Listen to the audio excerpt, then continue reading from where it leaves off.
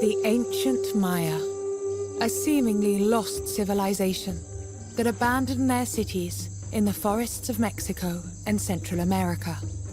But what is the truth behind this remarkable society? They were able to survive, to adapt, and even to evolve in their own way. Now, teams of investigators are setting out to uncover the dark secrets of the Maya. A massive concentration of dead body down there. Using new technology to expose the fate of the last capital cities. Here's the staircase leading up to the top. Venturing deep into mystical underground caverns. This is amazing. There's pottery everywhere. And finding new evidence of disaster.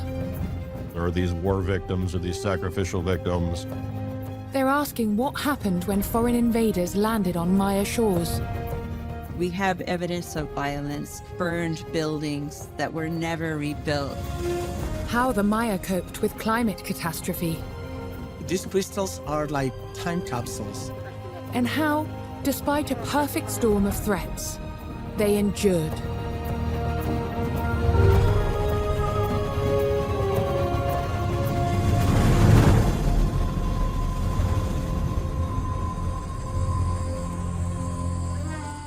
When early archaeologists discovered lost cities deep in the forests of Mexico and Central America, the legend of the ancient Maya was born.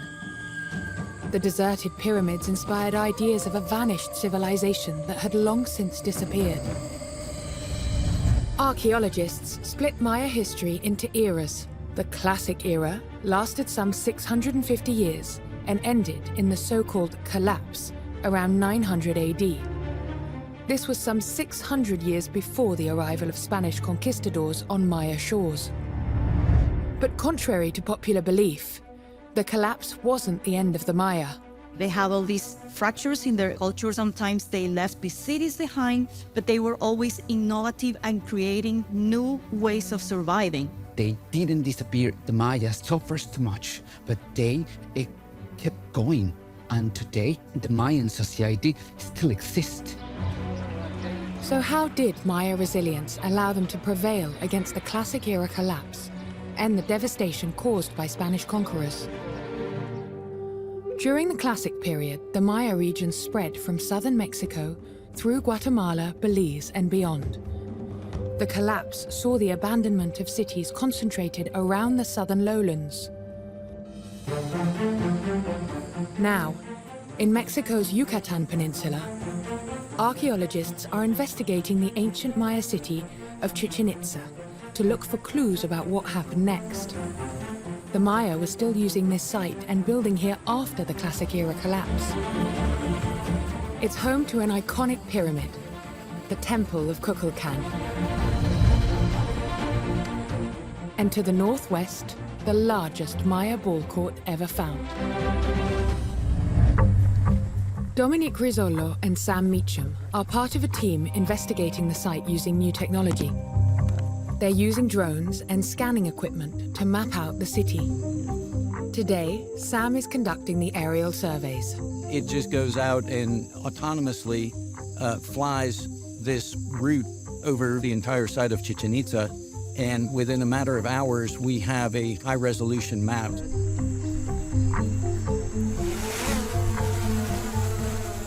It's all autonomous, and so it's just going to take up, and you'll see once it gets to 25 meters, it's going to start the mission. Drones offer archaeologists a unique perspective over the site. And now it's going to fly over to the start point, and now it's going to start capturing photos here. The drone takes thousands of photos that can be used to create a 3D model. But the team is also doing high-resolution scanning of the site's contours. So this sends out lasers from this LiDAR sensor, and it has an onboard system that registers all of those points collected by the laser to help us create a 3D map of the site as we walk. The LiDAR system creates a 3D point cloud that accurately maps every physical object in the area. And it'd be nice to capture the geometry of the ball court. And again, we can integrate all of these data into our aerial survey of the site. So we can see the plaza floor, it's capturing the trees as well. And then here's the staircase leading up to the top of side of the ball court. Technology like drones and LiDAR are revolutionizing archaeology. We're collaborating with the National Institute of Anthropology and History to produce essentially a comprehensive and digital atlas of Chichen Itza. So we want to capture all of Chichen Itza, every building, every carved stone monument, every stone essentially, for the entire site. The models that the team are producing show the full extent of the city and expose the truth about what happened after the Maya collapse. There's this popular conception of the disappearance of the Maya after the collapse of classic period Maya civilization in the southern lowlands. But what you see here is a fluorescence of Maya culture, a rise of the architecture that we see here. This was all after the so-called collapse of classic period Maya. The scanning work helps expose how the classic collapse of the Maya did not trigger a dark age. In fact, the Maya continued advancing their engineering skills. Octavio Juarez has carried out archaeological work here for the last 8 years. The Kukulkan Pyramid is a focus of research. This building was rebuilt approximately around the year 900 AD. The building is 31 meters high, 55 meters at the base.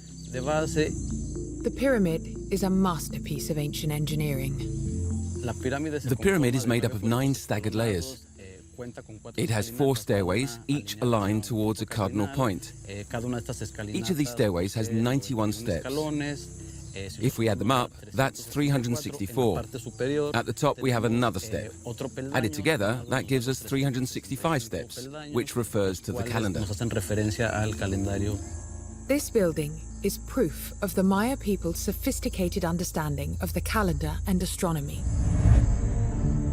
Twice a year, during the spring and autumn equinoxes, the sun traces out the shape of a moving snake in shadow, linking with the carved head of a feathered serpent, the Maya god Kukulkan. It marks a large part of the agricultural cycle for us. At the spring equinox, when this phenomenon occurs, traditionally people began to work the land to carry out agricultural work. And later, on the autumn equinox, the first crops began to be harvested. While the Classic Era collapse around 900 AD didn't see the Maya abandon Chichen Itza, the continued expansion of the city had a limit.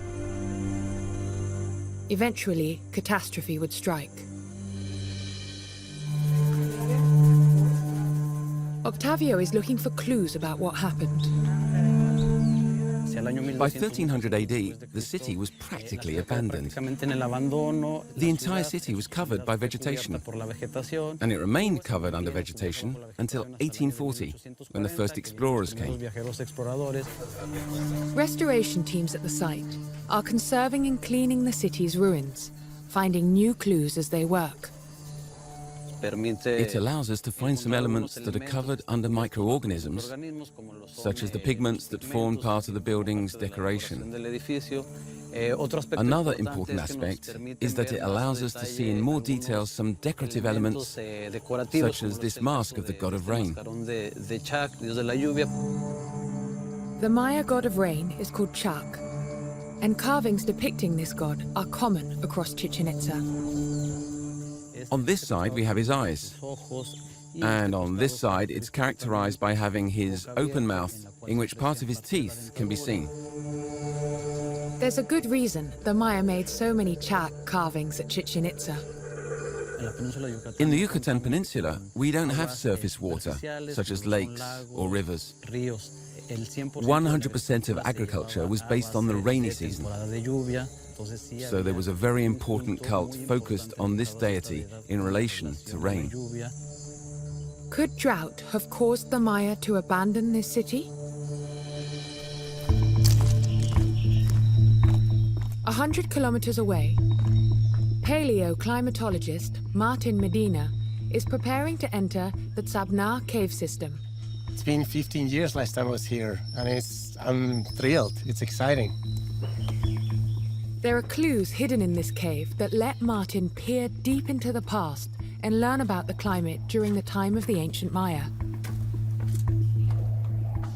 This is the cave Tzabna. It means snake's tail. There's hundreds of caves like this one in the region. Martin is hunting for formations known as stalagmites, formed over centuries from dripping water that contains calcium carbonate. So this big formation is a stalagmite, and it's being fed by the stalactite, which is above.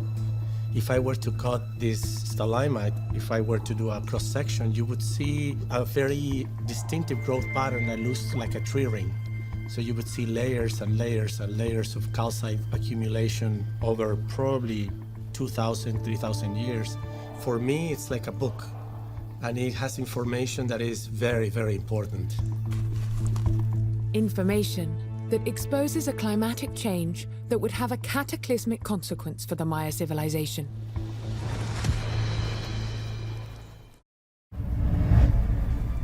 This stalagmite traps vital information about past climate, and rainfall in particular. Martin can see how the stalagmite is formed using a high-resolution microscope. I can see the crystals, and these are the crystals that have the information that I'm interested in finding and deciphering it. I see hundreds and hundreds of crystals. They have a combination of the elements that came from the cave and rainfall. These crystals are like time capsules that can tell us whether it was wetter or drier in the past. Rain leaves distinctive chemical signatures within the crystals in the form of different isotopes of oxygen, depending on whether it's heavy or light rain. It allows Martin to build up a chart of ancient rainfall patterns. What I have here is a record of rainfall, and what we're seeing here are periods of wetness in the region and dryness. A series of wet, dry, dry.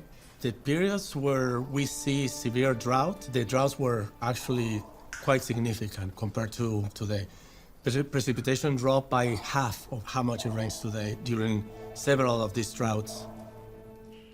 Evidence collected by Martin and other teams suggests that drought played a key role in the desertion of Maya cities, including Chichen Itza. So what is remarkable about stalagmites is that we can go from information in these crystals to get a very high-resolution record. New research techniques like this are transforming our understanding of the past and helping to explain why the grand pyramids and monuments of Chichen Itza were abandoned.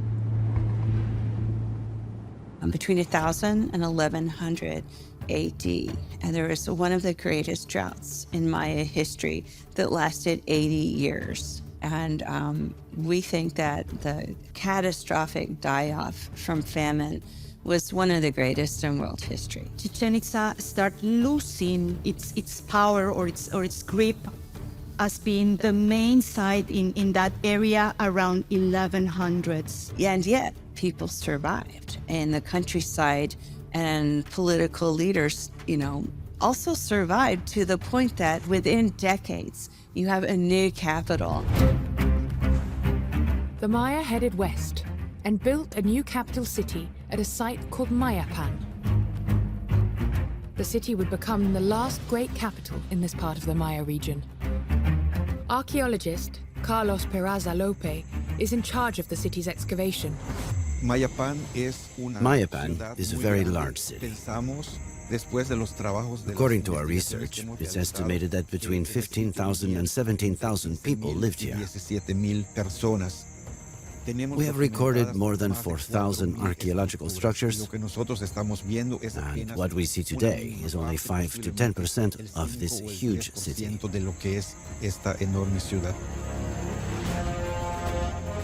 Mayapan became a powerful city-state. At its heart, a large pyramid similar to that of Chichen Itza, and nearby, a circular building possibly used as an observatory. It was the most densely populated city in the Maya lowlands. Just like at Chichen Itza, the Maya dedicated their pyramid to Kukulkan, the feathered serpent god. And the pyramid was carefully orientated too. Chichen Itza exhibits a staircase shadow on the equinoxes, so Mayapan is complementary in exhibiting it on the solstices.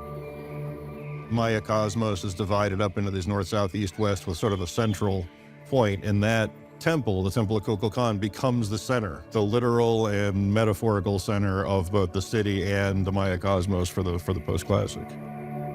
Unlike earlier cities, it's not buried by centuries of soil. And when you walk archaeologically through the city, it's like going to Pompeii without the ash.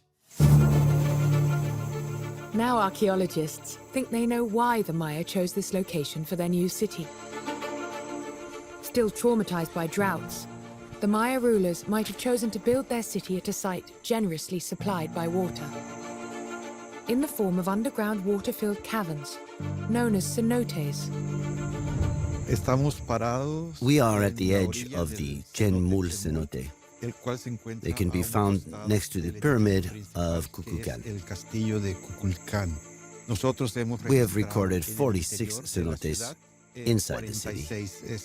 And outside the walls, there are more than 100. Cenotes were perfect sources of drinking water in a crisis, but they were difficult to access, so less useful for agriculture. But why are so many cenotes found in this area?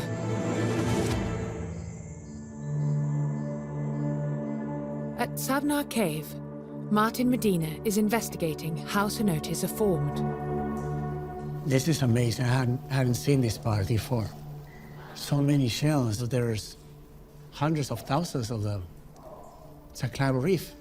We're seeing an ancient reef that is probably older than 5 million years. The fossil shells are clues to what sort of rock this is. So this is all limestone. So when this rock gets in contact with water, it starts dissolving, and the cavities, they're formed from rainfall over millions of years, dissolving the rock and forming these amazing, intricate caves. The limestone rock and the relative ease with which it dissolves when rainwater flows through cracks explains how caves and cenotes form. But there's another remarkable reason why this area of the Yucatan has so many cenotes.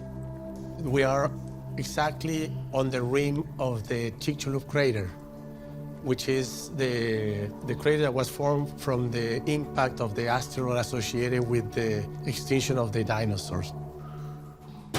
The rim of a vast 66-million-year-old asteroid crater is where a dense concentration of cenotes are found. Perhaps because rock deep beneath the limestone is more fractured, allowing water to flow through. This quirk of geology would become an important part of Maya culture. You can imagine in a region like this where there's severe droughts and it doesn't rain much to begin with, how important places like this, a cenote, was for the local inhabitants. Cenotes provided the Maya with drinking water. But Martin is looking for evidence that cenotes also had important mystical connections for the Maya.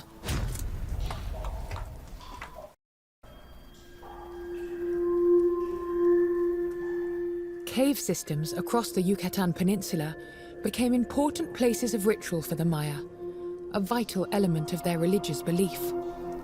There's pottery everywhere. These pieces of pottery are probably classic or pre-classic ancient Maya. Archaeologists think that the Maya left pottery in caves as part of religious ceremonies. They would destroy their old pottery, and that's why you find in many caves, you find, actually, instead of finding full pieces of pottery, you find just shards of them, because it was signifying a new era was beginning. That's one of the hypotheses. Cenotes were believed to be portals to the underworld, and a special sacred tree called the ceiba became a link to the heavens. According to Maya mythology, the ceiba symbolizes the 3 levels of the universe. Its roots reach the underworld in the cenotes. Its trunk represents the middle world, where humans live. And its canopy of branches stretches towards the heavens of the upper world. It's because of trees like ceiba that have roots that can reach the water table, that this region that has a higher propensity to drought is still lush, and you can still have vegetation. Cenotes would offer a spiritual dimension and vital water to the Maya living at their new capital city of Mayapan. But now a shocking discovery just outside the city is posing new questions about how cenotes were used. Archaeologist Bradley Russell has been studying Mayapan for 2 decades. He's assembled a team to investigate a cenote called San Jose. The cenote is full of water, so diver Alessandro Riato has been called in and tasked with mapping the site. It's a difficult job. If you remember last time, there was some problems with gas. There's a level of gas, low oxygen air, just below the entrance to the well here. Be cognizant as you're going down not to lose focus from that. If I feel uncomfortable for this gas, I will call for people to hold the rope. Ionisa Ook is the archaeologist who first discovered the site and its dark secret. The archaeological context is very important. So among the deposits you're going to see, you must not touch them because they correspond to customs that we're going to study. This is the first time that this cenote will be fully mapped. When it's worth it.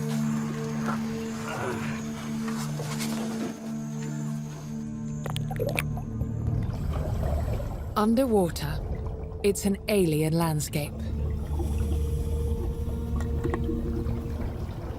The water is 15 meters deep, and the cave extends for more than 20 meters in each direction. Alessandro needs to be careful. One misplaced kick could stir up sediment that cuts visibility to 0. On the floor of the cave lies something shocking. Human remains.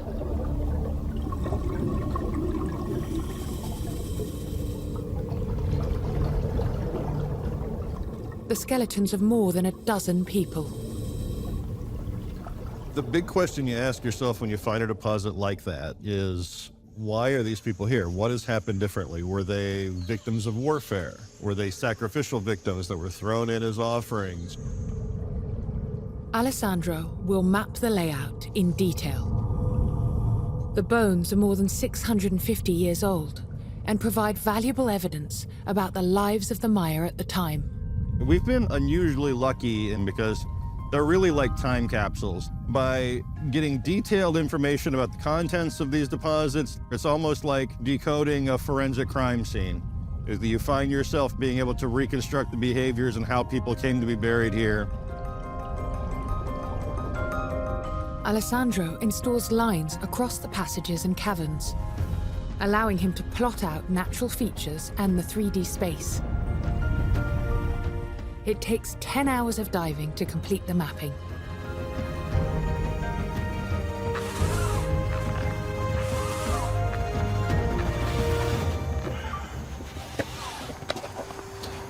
I have all the data. Dry cave, underwater, everything. In the deeper part of the cave, where along my line there are three skull, and then in the other segment, 4 in a line. Okay, so it's a massive concentration of that body down there. All right, that's really good data for us because that's telling us how the bodies are decomposing over time, things like that. So that's fantastic data. The team used the sketch alongside digital data to produce an accurate model of the cave. Now, Bradley needs to analyze the findings and figure out why the Maya living at Mayapan threw their dead into this cenote. At the University of Albany in the United States, Bradley Russell and colleague Marilyn Masson are investigating why the Maya disposed of bodies in the San Jose cenote. There are cenotes all around Mayapan. You know, you got 2, 3 cenotes and nice clusters here. We've got nice dwelling groups directly associated with them. That suggests they're probably water-bearing, or you wouldn't be building as close to them. And this is San Jose here. Right, San Jose here, Saquayum there. This entire square has almost no houses. It really is as if San Jose is a no man's land. And look at that big gap there. You can really see there's just nothing around Saquayum. People that stayed away from that cenote for literally millennia now. So why did the Maya avoid these two cenotes? Bradley's team has analyzed skeletons found at Saquayum cenote to find out more about the individuals and how they died. This is a 3D model of one of the skulls. There doesn't seem to be any indication that violence was the cause of death, which was one of the questions that we were asking ourselves early on, is are these war victims or these sacrificial victims? And we just don't see anything like that. Instead, Bradley thinks that the people thrown into these cenotes suffered a different but equally tragic fate. The data we have seems to fit best with the theory that these were victims of some sort of epidemic disease. They needed a space where they could dispose of a lot of bodies rapidly. They were segregating them from the rest of the population by putting them in these specific locations. The theory explains why the Maya still avoid these particular cenotes to this day. The Maya themselves talked about pestilences and epidemics in Mayapan's late history and immediately afterward. Scholars think that a series of droughts around 1350 AD crippled even the cenote-rich Mayapan and coincided with waves of disease. And soon, other crises would hit the city too. The political system in Mayapan, it was a marked difference from the classic period where you saw a political system that was dedicated to veneration of the king's royal lineage. Mayapan was founded to mitigate against regional divisions. They brought all the noble houses together from their separate kingdoms. It's a very effective strategy when you're trying to unite a region. Mayapan decided to do something, have in their town the leaders of all of these different other groups, other towns, come live there, and they could keep an eye on them, control them. But in reality, one family, called the Kokoms, dominated the alliance, wielding much more control than the next most powerful Shu family. Mayapan brought together all of these rivals that were vying for power into its governing council, and they negotiated their differences for over 250 years. Despite this union of great families of the region, the leaders of Mayapan still feared external attack. So they ordered a vast wall built around their city. They constructed the largest city wall in this part of the Americas, 9.1 kilometers long with 7 major gates. Today, only a few ruins remain, but it was a remarkable piece of engineering at its time. In its day, it was at least 3 meters tall. The largest city wall anywhere in Mesoamerica. It's got a number of gates with oftentimes defensive features, parapets, and other platforms so that you could shoot down and protect those entrances. It shows how much the lords of Mayapan were concerned with defense. The wall kept out intruders, but also kept in the population, ensuring control. And now some experts think that its construction might have exacerbated tension between the dominating Kokom family and the sidelined Shu. To put in the labor that was required for the state to produce that massive piece of architecture, it might have engendered a lot of hostility or resentment. Combined with drought and disease, tensions would soon explode. The Shu took advantage of the fact that things weren't going well. Archaeologists have found evidence that points to civil war. We found skeletons that showed signs of violence and had traces of head trauma, probably from face-to-face fighting. We have a collection of different individuals, different ages, different sexes, all from a location that is associated, we believe, with the Cacombe family. We have evidence of violence, burned buildings that were never rebuilt. We have mass graves in the city where people were chopped up and their remains burned, the effigies of their gods, the ceramic sculptures of their gods smashed. The famous kind of big event that was the kind of the end of Mayapan was the attack from the Shu family on the Cacombe family, where they wiped out essentially all the Cacombes who were present in the city. Conflict was the final straw for the troubled city. The combination of civil war, drought, and disease was a perfect storm that led to Mayapan's collapse. There were untold climatic hardships that began in the 1300s and continued into the 1400s. So it endured almost a century of droughts, famines, and pestilences. Whenever you get famine, disease follows. The city became uninhabitable. Mayapan, the last great Maya capital of the Yucatan Peninsula, was abandoned for good around 1450 AD. More than 4,000 structures inside the city wall and thousands more outside. Most were just abandoned. Over time, their roofs have fallen in, their walls have collapsed, the vegetation, the roots grow in between the stones, it begins to displace things, destabilized, it falls over. It was the last time in this area that a single Maya city would hold so much power. At the Maya World Museum in Mérida, Mexico, Hugo Toon specializes in the history of the Maya in the Yucatan Peninsula. When Mayapan was abandoned in the 15th century, the Mayan groups, they were divided and they were spread in all the peninsula. Every group was ruled by a king. They were living basically in villages. So they stopped the constructions of big cities. The Mayans, they didn't do that anymore after Mayapan. Families like the Shu, Cocombes, and others now ruled their own smaller cities. But they still returned to abandoned sacred sites like Chichen Itza.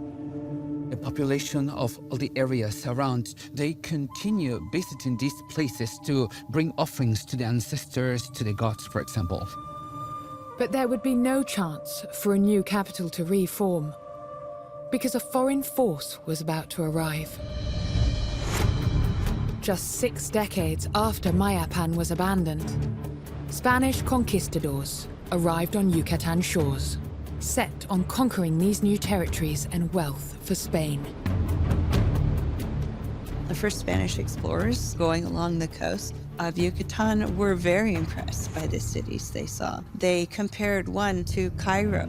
They said it had beautiful stone buildings, that they had markets. So even the coastal cities, which were not as big as their predecessors like Chichen Itza or Mayapan, were impressive to the Spaniards. The Spanish faced a powerful civilization, but one that the crises of the previous centuries had impacted. If they had come over 600 years earlier, they would have been facing 10, 11 million Maya. They were facing something much different. Nevertheless, the complicated alliances and rivalries of the Maya would make conquest difficult. When the Spaniards arrived to the Maya area, of course, there was different political entities, different ethnic groups, different societies.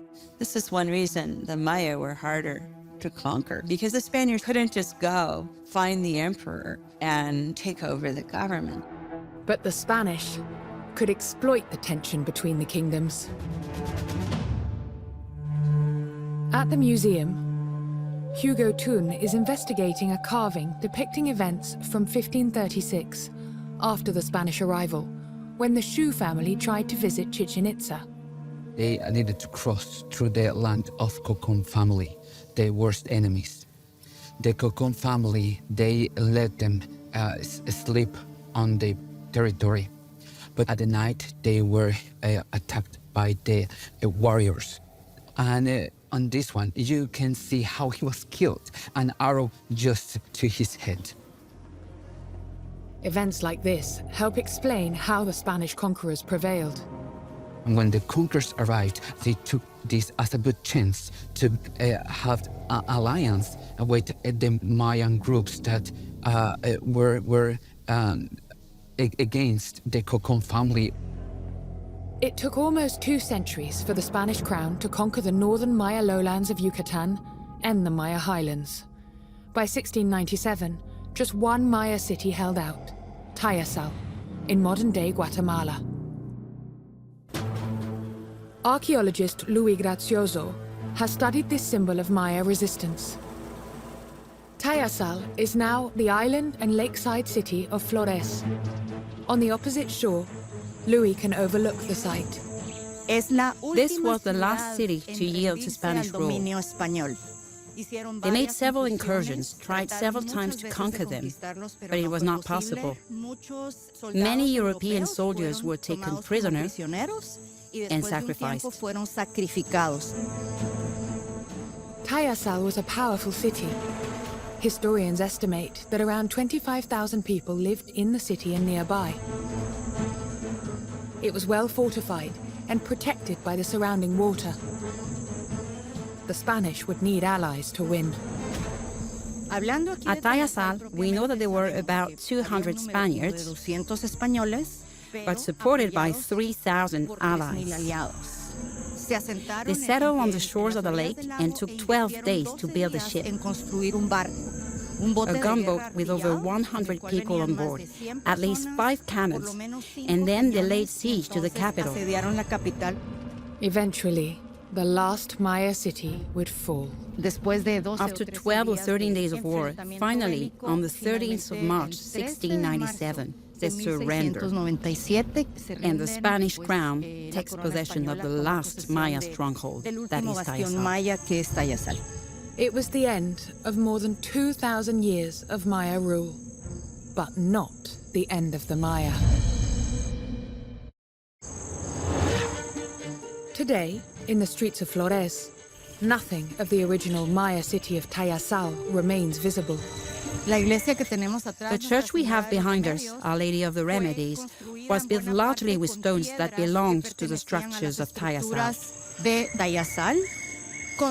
Building on ancient temples and replacing them with Catholic churches was a common practice.